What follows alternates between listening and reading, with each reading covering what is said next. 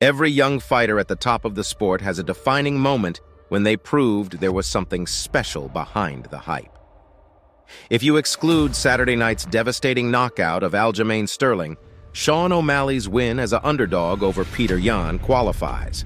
Conor McGregor's improbable comeback TKO against Chad Mendes also comes to mind, or even Amanda Nunes battering Miesha Tate for the title at UFC 200. It's that moment when you watch a fighter rise to the challenge and realize that we have yet to see their true ceiling. Erin Blanchfield's second-round submission win over Jessica Andrade put the flyweight division on notice, and it may be the fight we look back on as that moment for her. Immediately after her hand was raised, the way people spoke about Blanchfield was different.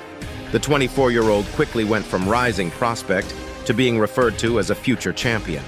Her opportunity to prove them right could happen more sooner than later with a win over number 4 ranked Taila Santos in Singapore this Saturday. After closing as a slight underdog in her last fight, the market opened with Blanchfield as the favorite this time around. That's an impressive adjustment considering Santos is coming off a razor-thin decision loss in a championship fight against Valentina Shevchenko last summer. Should we bet on Blanchfield to continue her rapid trajectory toward a title shot? Or is the market now overrating her against one of the division's best? Erin Blanchfield versus Taila Santos.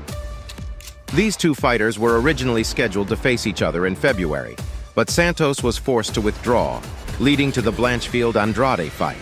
That's only relevant in the sense that Blanchfield has been the more active fighter, with Santos out of competition for 14 months. It's worth noting, but I don't expect it to be much of a factor.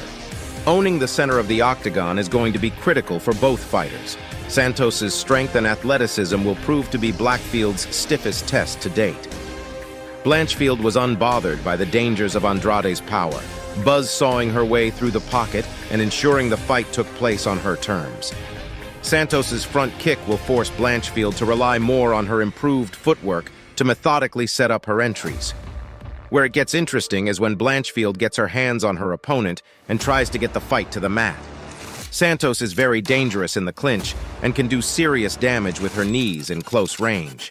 If she can tie up Blanchfield, she might be able to land enough shots to create space and avoid ending up on her back. Santos had success grappling with Shevchenko, but rolling around for too long with Blanchfield could have severe consequences. While there are advantages for Santos, the stylistic matchup favors Blanchfield.